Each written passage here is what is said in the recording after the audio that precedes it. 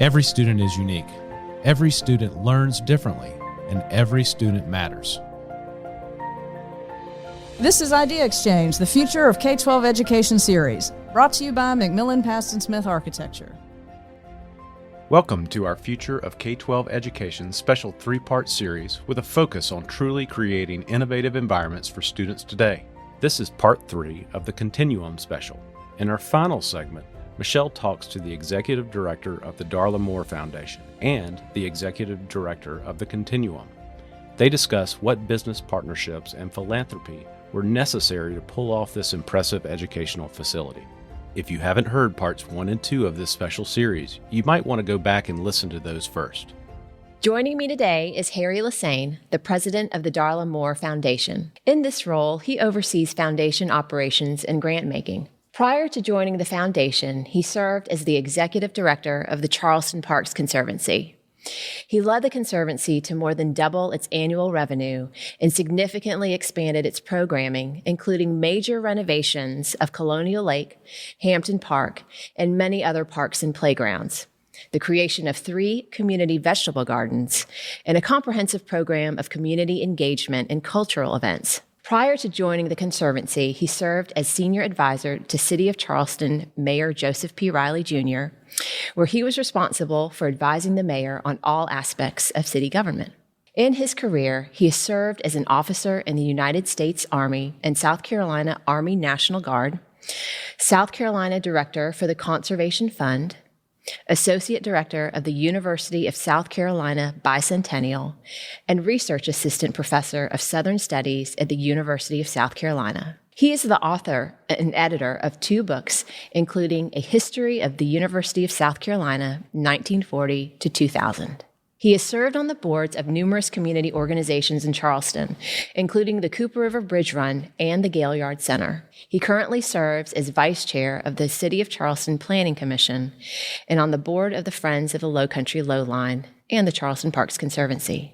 A graduate of Duke University, he earned a master's degree and doctorate in history from the University of South Carolina. Well, Harry, it's so great to see you, and we really appreciate you taking some time out of your busy schedule to talk with us about this project, the Continuum, within the classroom, in the Continuum, and the Darla Moore Foundation. I'd like to start with a few words about the Darla Moore Foundation and maybe in your time there, describing your role with the foundation and the overall vision and mission of the foundation. Sure. Well, of course, as the name indicates, Ms. Moore founded the foundation about 10 years ago or so, and it's been active around the country and around South Carolina. I've had the honor of leading it since about a year and a half ago.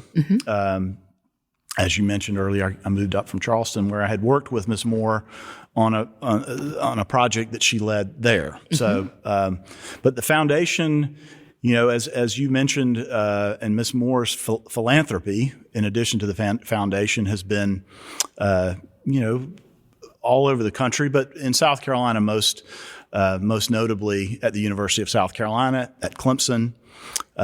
She's been very generous to a number of colleges and universities around the state. A little less known are some of her efforts for K through 12 education. She was a big funder of Teach for America in South Carolina, both nationally and in the state. So she's worked on educational issues you know, for many years at all levels, and then her philanthropy here in Lake City, which has been her focus most recently over the past few years, which has been focused on revitalizing the downtown of Lake City and the economy more generally, which kind of leads into those 2 threads lead to the Continuum. Right. Lead us here. She has roots here in the community, being a Lake City native, right? And so she, you know, obviously has a passion for this community. Can you talk a little bit more about what drives her to just want to be so invested? I mean, she is a very busy and successful businesswoman, but obviously has this deep-rooted, you know, just devotion to this community. So can you talk a little bit just more for our audience? Yeah. So, about that? you know, her family is many generations in this part of Florence County. And she's very articulate about and speaks often about how this place made her who she is. Her parents and her grandparents, who played such an important role in her life, were very invested here, and were pillars of this community for many generations. And she feels a debt to them, and wants to make good by them and you know, make them proud of her for what she's done. But you know, her success, I think, and she will say this, her success, you know, in New York, in the sort of cutthroat world of investments in New York, the things she learned here allowed her to be successful there. And so she feels a great debt of gratitude and wants to help people who've come behind her, you know, be as successful as she was. Right. So, I mean, in all of the different facets of her philanthropy, sort of lead back to that. She feels this deep connection to this place and to these people, and she genuinely just wants to help make their lives better. That's great. That's really inspiring to hear. We've talked to some people today who are Lake City natives, these educators who have been born and bred here, and who have dedicated their lives to coming back to this community and educating it. So it really is wonderful to hear that, to hear for someone who has reached success on a worldly level to feel that loyalty and devotion to their community, to come back, to return that favor. I'd like to understand if there were any challenges along the way from the beginning of planning. Like, let's go back to the planning of this facility, and you know, reaching out to Francis Marion University and Florence Darlington Tech, and really identifying those partners in the community. Can you talk to us a little bit about the early planning of that process, and if there were any challenges along the way? Sure. So let me first give a disclaimer that much of that planning work happened before I came on the scene. So, but what I know is that that this facility, the Continuum, which you've heard a lot about, really is a true partnership, and it is a remarkable partnership in that you have Ms. Moore, a great philanthropist in our state and in this region, who cares so much about educating students so that they can have the opportunities to succeed. But you have two institutions led by Dr. Fred Carter and at that time Dr. Ed Bethay, who really genuinely shared Ms. Moore's deep commitment to the people of this region, and this is a true tripartite partnership, three partners who come to the table. The facility couldn't exist without any one of the three. And it's unusual particularly for two institutions of higher education that serve similar populations and in other parts of our state and in our country would otherwise be competing for students with one another. And both of those institutions, to their credit, and Dr. Carter and Dr. Bethay led the way, but their boards and their constituencies also supported this, put those institutional prerogatives aside to say what's best for the people of this region. And that's what's made this so amazingly successful, and why Ms. Moore strongly believes this is a model for other parts of the state, that institutions can come together, and the parts are really greater than the whole are greater than the sum of the parts. Right. I mean, what's done here is they leverage one another. The two schools are leveraging each other and accessing more students and serving more people in the community than either could do on their own. So it's pretty remarkable place. It is remarkable. I know we were talking earlier before this interview. Dr. Carter was talking about just how instead of holding on to the students and their catchment population, instead of, kind of not sharing them, but, taking the risk and understanding that sharing is a better situation and establishes a greater network and support system and, allocation of resources that everybody can share. And it makes me, when he was talking about that, it made me think about the way we learn and work today in a very collaborative nature. That's right. Like 20 years ago, of course, that mentality of holding on to what you have and so you don't lose it was so strong, but it has really loosened, and we've developed this alternative way to work where we really have to come together at the table, listen to all the needs of the parties involved, of the stakeholders involved, and ultimately put what is the best for students first before everything else. Yeah, and that's unfortunately a rare thing. Mm-hmm. It is a rare thing. You've got these two state agencies, state institutions, who have distinct missions, but at the end of the day, they're serving the community and their educational institutions, and so for them all to come together, for those two to come together, and then let's not forget the school districts, right?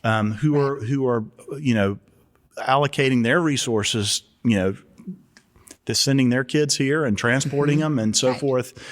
So they're another important part of the partnership to making this work. So it takes a lot of people sort of setting aside the sort of institutional barriers that exist to serve the students of the region, which is, as I've said, a rare thing. Unfortunately, in a lot of cases. Right, absolutely. So I know you took the lead role in the foundation about a year and a half ago, like you said, and about that time, the building was complete. That's right. So you have a very diverse background in history, and so I want to ask your opinion about learning about this facility insofar as it had been a Walmart, it had been a retail center that was tasked to be reused to be no longer a consumerism hub, but a workplace hub. So there's that interesting story that has patinaed over time, just like the scrim of the building is patinaed. So what are your thoughts about that and the symbolism there? Well, I mean, I love the adaptive reuse of a building that, in most communities is considered an eyesore. An old strip shopping center on the edge of town is not something that people typically view as a great asset for a downtown. And in this community in Lake City, this building was the first of those suburban shopping centers that, kind of began to suck some of the life out of the old, downtown businesses. And so for this to now be repurposed, adaptively reused, in a way that, not only is it serving as a hub of education, but it's also, this is a community center. I mean, this gets used for lots of different events all the time. And so it's now once again contributing, to this economy. And I mentioned earlier, one of Ms. Moore's projects has been the revitalization of downtown Lake City. And this is just, a critical key part of that. Right, a catalyst. Yeah, it really is. The conferences and all the events that are happening here are interacting with and using the downtown businesses, and the folks are staying in the hotel and eating in the restaurants and shopping in the retail shops. So it all works together, and it's great having the students here on a daily basis. I really believe that that a facility like this, of this quality, of first-rate quality, will help this region retain those students, so that they're not, looking to go to Charlotte or to Raleigh or to Atlanta, that they'll find, gainful employment here, good jobs, and be able to raise, families here and live happy, productive lives and be engaged in their communities in the same supporting way. These kinds of facilities. So, anyway, I think that, the old Walmart finding a new use is really an inspiring story. It is. And thanks to McMillan Pazin Smith for your, just visionary design here. I mean, it's just wonderful. So anyhow. Thank you. We couldn't be any more proud of this facility and its story and what it's achieved and how it's turned out.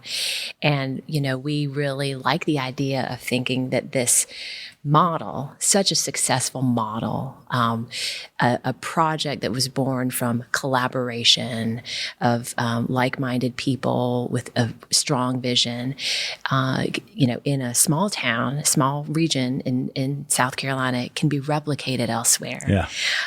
One of the things that we're proud of in this idea exchange is that we work with school districts and educational entities all over the state, large districts, small districts, but we've been able to tap into some of those ideas that are brewing in small towns in South Carolina. And, you're from upstate of South Carolina. I'm from the low country of South Carolina. Ben's from the low country, Lawrence, South Carolina. So we all have a deep appreciation of what the state has to offer in terms of, resources and workforce and thought leadership. And so we like the idea of thinking of that this successful model could be replicated elsewhere. Absolutely. In the state. We're really starting to talk about that. So generally speaking, what advice would you have from your standpoint in representing the Darla Moore Foundation of the pieces that are required to come together? I mean, obviously, the foundation plays a huge part in the success of this formula. Open-minded leaders coming to the same table and understanding that resources can be shared is another huge part. But what else are the critical elements in your mind? Well, I mean, I think a willingness, as you said, to sort of set aside institutional prerogatives or what's in it for me. Mm-hmm. I mean, I think you mentioned open-minded. Honest, open-minded dialogue. There aren't a lot of problems that at least you can't make headway. Maybe you can't solve all the problems in your community, but you can make headway on them if people are willing to sit down honestly and as you say, share resources and be open-minded about different solutions that perhaps have been tried in the past. Mm-hmm. So.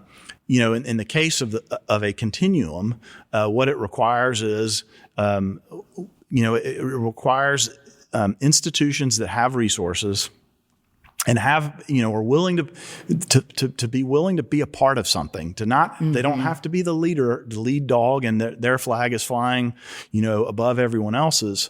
But to be a piece of the puzzle, as I mentioned, there are a lot of moving parts here. Right. You got a bunch of school districts and colleges and the private sector that here in Lake City that has supported this. Mm-hmm.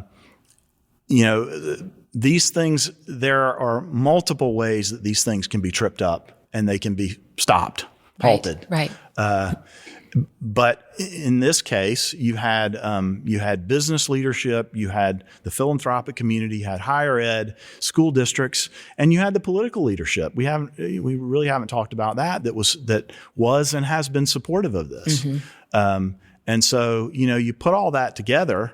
Any one of those things that could have gone wrong would have tripped it up. But in this case, we had people who were willing to. Try this experiment to see how it would work in this really amazing facility. Right. And the kids that we see here every day, are the beneficiaries of that. Right. And they're solving problems. These kids are getting good jobs. They're moving on to, bigger and better things, whether more higher education or good paying jobs in this region or others. And so, it's happening. You can see it happening right here on the ground. That's great. That's wonderful. Well, in closing, I want to ask you one more question. Sure. Just to finish round out things for us. We'd like to hear a little bit more about the other initiatives that the Darla Moore Foundation is working on. Just what's next. I'm sure the Continuum keeps you busy on a certain level, but I'm sure the foundation has some other wonderful initiatives in the works too. We'd love to hear more about that. Yeah. So great. Well, thank you. That's a great question. We do have a lot of exciting things, and Ms. Moore is heavily engaged in all of it. Starting here with the Continuum, you're going to hear from Jeanette Altman, our wonderful director here, who does such a fantastic job, kind of bringing all the partners together. And we want to expand what's offered here. This facility opened in the fall of 2019, and then the world shut down in March of 2020. So we didn't really even get a full school year in pre-COVID. But the world is starting to come out of that. And I think, the growth here is we've been growing through COVID. I mean, we grew, a good clip this school year, but I think, as the word continues to get out throughout the school districts in the region, you're going to see the enrollments go up. And then we want to expand the offerings. We want to expand the kinds of programs that are offered here. So we'll be seeing that roll out here in the next few months and years. And then we talk about Lake City and the activities we're working on there. I haven't really mentioned Art Fields, which is our wonderful arts festival in late April. If you haven't been, you need to come. It's a really amazing time. It becomes the center of the southeastern art world for 9 days in April. And we're working to expand that beyond the 9-day festival. We're working to make the arts to be a driver of the economy here year round. So creating ways to bring artists here and have them make their home here and make this the center of their creative life, and to have that help support the economy is a big part of what we're working on as a foundation. And we're working on increasing housing, which is another big challenge here.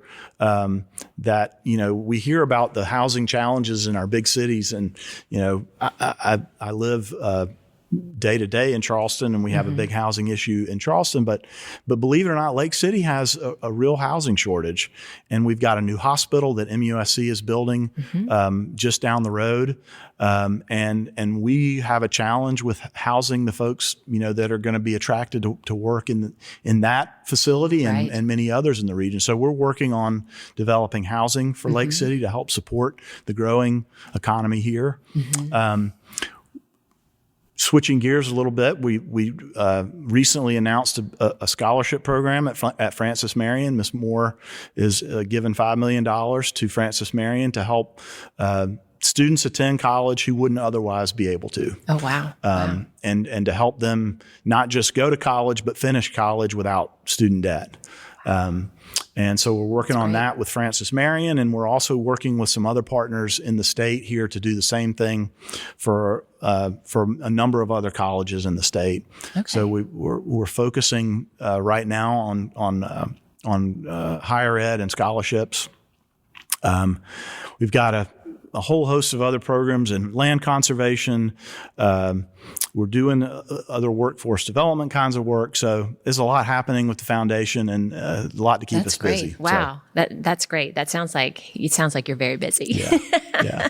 Well, that's tremendous. Thank you. Well, it was wonderful getting to talk to you and getting a glimpse inside the Darla Moore Foundation and what it really is all about. And we're just so grateful that it was put together, that the support was here to put together this facility.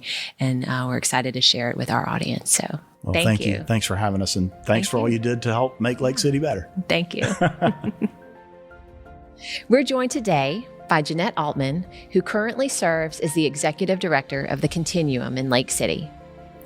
Originally from Spartanburg, South Carolina, Jeanette worked as an engineer for Michelin Tire Corporation in Lexington before moving to Lake City with her husband, who is a Lake City native. Once in Lake City, Jeanette pivoted to the world of education as a math teacher and assistant principal before assuming the principalship at J. Paul Trueluck Magnet School. She spent 17 years in education and has a passion for the students and community of Lake City and the surrounding areas. In her current role, she works with schools, students, and businesses from all over the region, connecting them with education and training offered at the Continuum. Jeanette, it's so fun to have spent the day with you and now to sit down and formally talk with you about the Continuum and the programs here.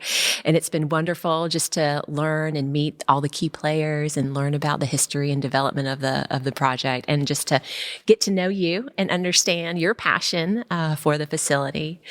I'd like to start with the name of the Continuum, because it's an interesting name, and Dr. Carter mentioned a few words about it earlier, but could you talk with us about how that evolved? Sure. So the name was developed before I was hired, but I did hear the background behind it, and it does make sense how they came up with the name. I think the idea is that a student could potentially start taking classes here, maybe in high school. That's when you explore what you think you're interested in, what you think your career pathway is going to be. And they may or may not like what they start in. And the idea is that they could easily continue if they want to, or they could change tracks, pathways, as easy as going across the hall, going down the hall, and changing. And then as they graduate, they could continue on and further their education. We actually have some students who started as a dual enrollment student here, and now they're an 18, 19-year-old adult continuing and finishing that certification or, whatever level they want to achieve here, they're continuing it here. So I guess that's the Continuum. Gotcha. Yes. Gotcha. That's great. And then it could be fluid and change. So that's where it came from. That's great. That's great. It's catchy, and so it stays with you. So it's great to understand the inspiration behind it.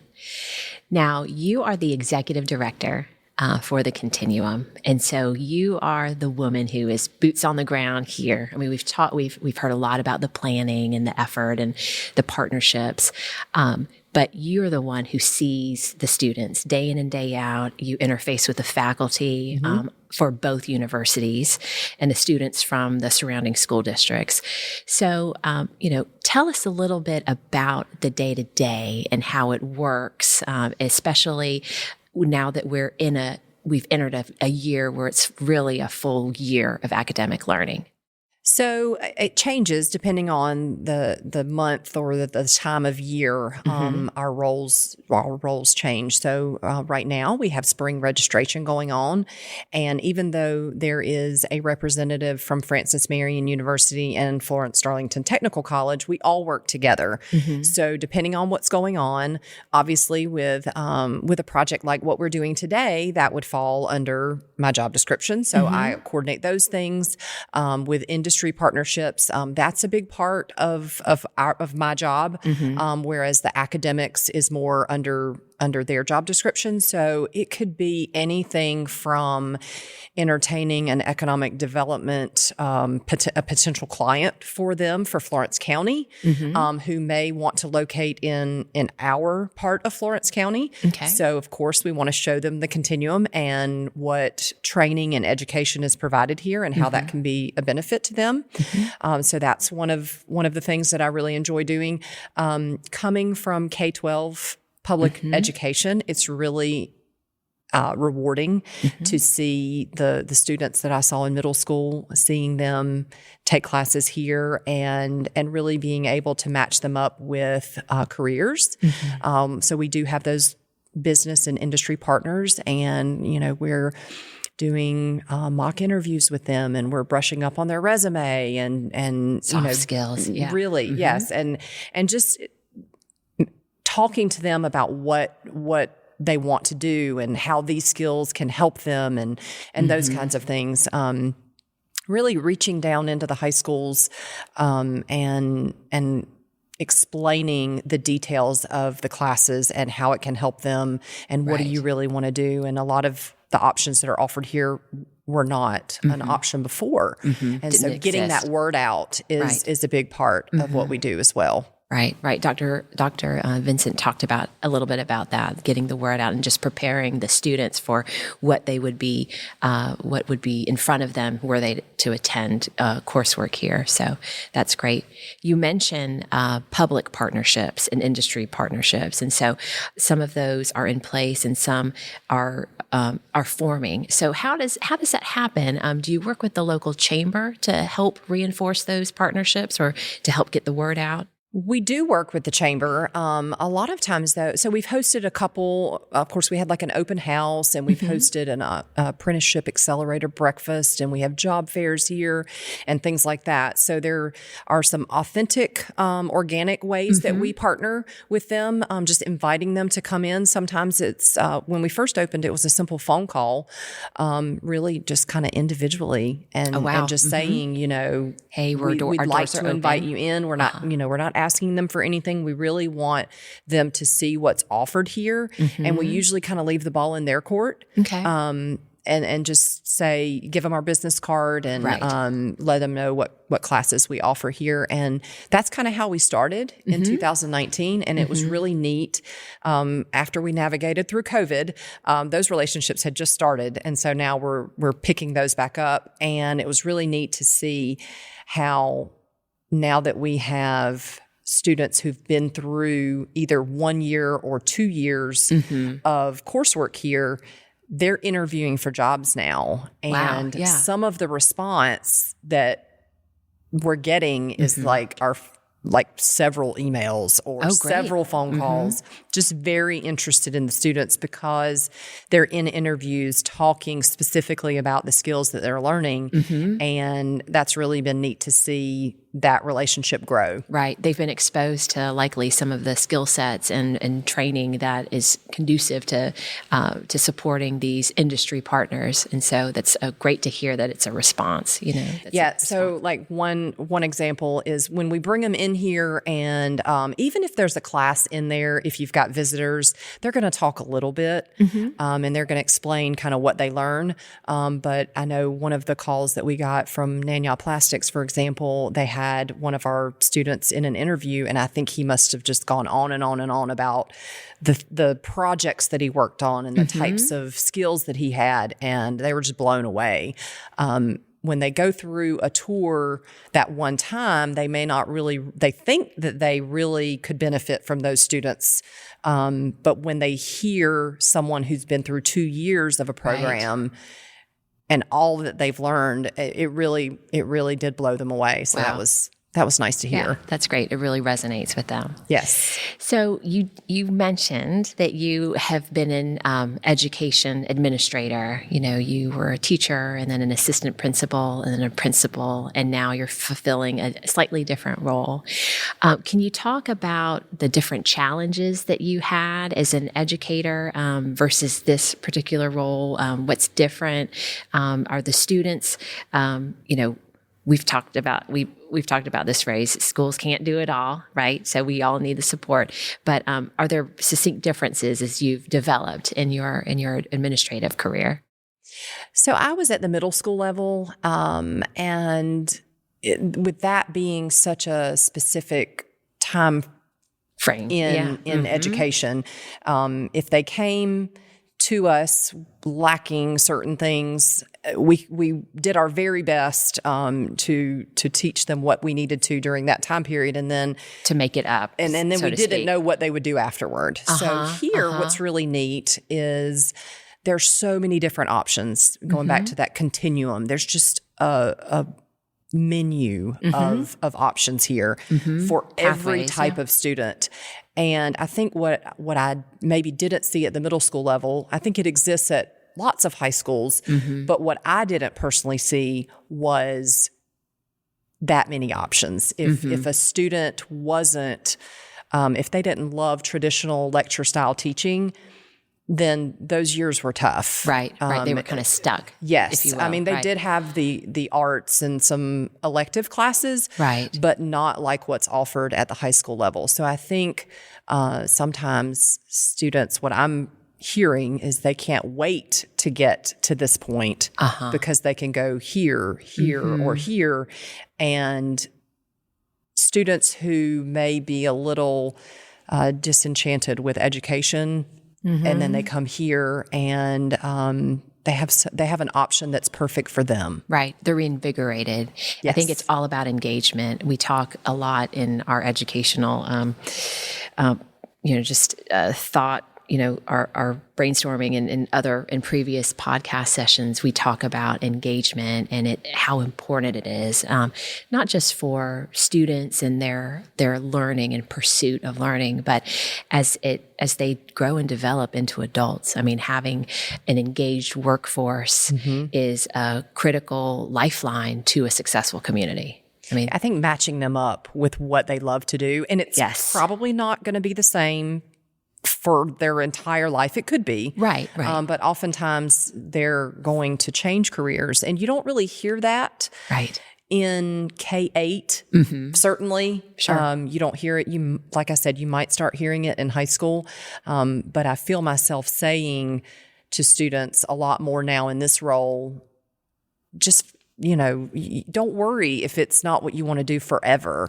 That's okay. There are a lot of people who change jobs, but find what you enjoy doing, and a lot of them do a lot better. Their grades are a lot better. They're more engaged. Right. And then when they can connect that with a job, then that's set. Really a home run. Right. And they're so excited that they can get a co-op job or an apprenticeship while they're still in high school, and that's when they start seeing the finish line a little more. Yeah, that's great. How many, in terms of the internship and apprenticeship jobs, what percentage of students are able to have that while they're students here? So I think it's still developing. I don't know that I can quote a percentage, but I will say that our early partners, like Nanya or McCall Farms or the plastics company too. Yeah, Nanya Plastics and Mid-South Metal and Moore Farms Botanical Garden, they hired some of our welders. So I think if they are dependable, if they've got those soft skills that you talked about, if they are a hard worker and they have, they're taking these classes that are immediately employable, that as we continue to develop partnerships, we will probably be able to fill those, to market really any of our students. I mean, there are some students in classes that don't come on time and don't do things. We want to get them to where they need to be before we suggest them. That's right. For any positions like that. We don't want to recommend. You want to set them up for success. Yes, yeah. that's right. Yeah, that's right. Absolutely. So we let them know, hey, we need you to get a little bit better at this, and then we'll be able to match you up, just like your classmate there. Right. Great. Yeah. That's great. It's great. Well, in wrapping up, let's. I want to talk about what's next for the Continuum and what you have planned for the rest of the year. And we've just kind of gotten through the first quarter, of a brand new, fresh, in-person school year. So, what are you looking forward to for the rest of this academic year? I think, like I said, we've reconnected with a lot of our business and industry that we started those conversations. I think those are really going to grow. We've had some really good preliminary meetings with McLeod and MUSC, and I'm really interested to hear how that will go. As you know, there's a huge need in healthcare in every position from the top to the bottom.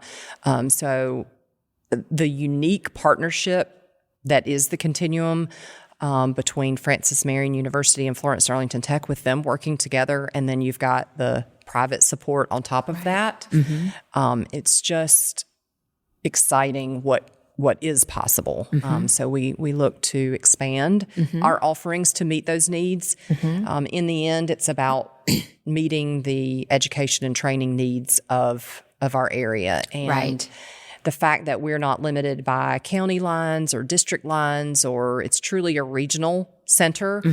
So that just really enables us to meet those needs without having to worry about these false boundaries. Right. Gotcha. So I'm excited. Yeah. Because I feel like there were at least 400 students from Francis Marion. Is that right? That come to this area? Did I say that about right? 400, and then another 100 on top of that for Florence Darlington Tech classes. There's a little bit less in those classes because they are, hands-on. We have 10 welding booths right now, so we have, and we are adding another 10. Right, so we are somewhat limited to how many can take those types of classes based on the equipment. But we've got about 500 students for each semester, and it continues to grow. Right. So and it sounds like that's not going to be a limiting factor, the growth, because it sounds like, the foundation would be supportive if you had to expand this facility. I was going to ask if there were any limiting, if your student population could ever be limited, because you really are serving the region. And, I guess maybe one limiting factor might be distance or transportation. True.